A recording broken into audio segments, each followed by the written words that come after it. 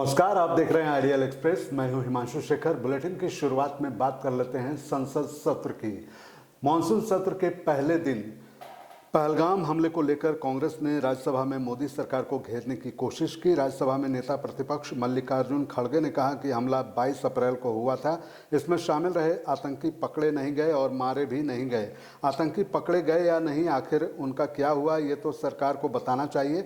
CDS उपसेना प्रमुख और वरिष्ठ डिफेंस एक्सपर्ट ने कई खुलासे किए, उस पर सरकार को जानकारी देना चाहिए।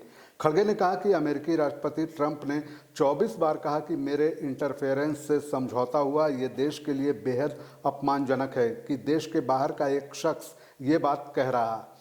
इस पर सरकार को सच्चाई बतानी चाहिए। मल्लिकार्जुन खड़गे के सवालों पर राज्यसभा के नेता सह केंद्रीय मंत्री जेपी नड्डा ने कहा कि हम ऑपरेशन सिंदूर पर चर्चा करेंगे, जरूर करेंगे। सभी पॉइंट्स को देश और दुनिया के सामने रखा जाएगा। आज तक आज़ादी के बाद ऐसा ऑपरेशन देश में नहीं हुआ जैसा पीएम मोदी के कार्यकाल में हुआ। उधर संसद सत्र के पहले दिन सत्र को संबोधित करते हुए पीएम मोदी ने कहा कि ऑपरेशन सिंदूर भारत की सैन्य शक्ति का शानदार नमूना है। ऑपरेशन सिंदूर ने न सिर्फ भारत की रणनीतिक ताकत को दुनिया के सामने ला खड़ा किया, बल्कि यह भी दिखाया कि भारत अपनी सुरक्षा और विश्व शांति के लिए कितना कटिबद्ध है। प्रधानमंत्री ने इस मौके को देश के लिए गर्व का लम्हा करार दिया। ऑपरेशन सिंदूर के दौरान आतंकियों के आकाओं के ठिकाने को महज 22 मिनट के अंदर जमींदोज कर दिया गया। इस ऑपरेशन में इस्तेमाल हुए हथियार पूरी तरह स्वदेशी थे, जिसने दुनिया का ध्यान खींचा है। यह भारत की बढ़ती रक्षा क्षमता का प्रतीक है। इस दौरान पीएम मोदी ने अंतरिक्ष में भारत की उपलब्धियों का भी जिक्र किया। उन्होंने भारतीय अंतरिक्ष यात्री शुभांशु शुक्ला के अंतर्राष्ट्रीय अंतरिक्ष स्टेशन पर कदम रखने को देश के लिए ऐतिहासिक क्षण बताया और कहा, यह उपलब्धि भारत की अंतरिक्ष शक्ति को और मजबूत करती है। उधर राजद विधायक भाई वीरेंद्र ने बिहार में बढ़ते अपराध को लेकर और एसआईआर को लेकर सदन परिसर में विरोध प्रदर्शन किया। उन्होंने कहा कि चुनाव आयोग अल्पसंख्यकों, पिछड़ों एवं अति पिछड़ों का वोट काटने का जो प्रयास कर रहा है, मेरी पार्टी एवं हमारा गठबंधन इसका विरोध करते हैं।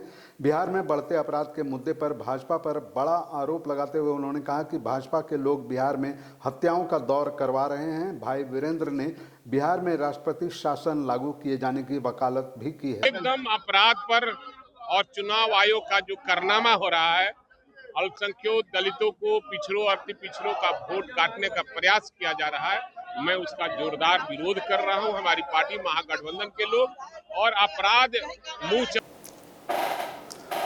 सावन की दूसरी सोमवारी पर शिवालयों में भक्तों का जनसैलाब उमड़ पड़ा है। रांची पहाड़ी मंदिर की बात करें तो यहाँ पर सुबह से ही कतारबद्ध होकर लोग बाबा भोलेनाथ को जल अर्पित कर रहे हैं। हम आपको बता दें कि स्वर्णरेखा नदी से जल लेकर भक्त पहाड़ी मंदिर पहुँचते हैं और बाबा को जलार्पण करते हैं।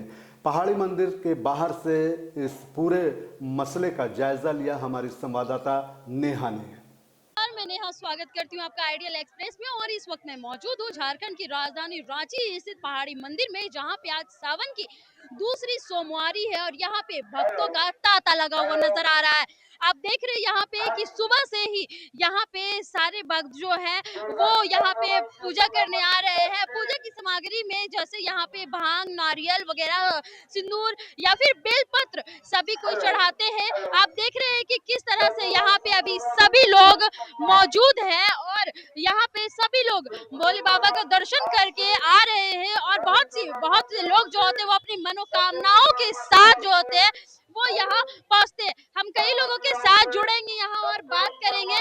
क्या नाम हुआ आपका? मेरा नाम पंकज है।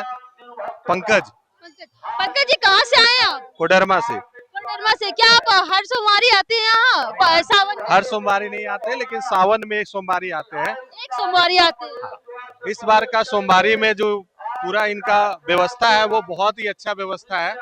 हर बार भीड़ हो जाती थी तो भीड़ में बहुत ज्यादा लगता था कि बहुत ज्यादा भीड़ है, लेकिन इस बार इतना अच्छा व्यवस्था है, जाने का अलग रास्ता, निकलने का अलग रास्ता।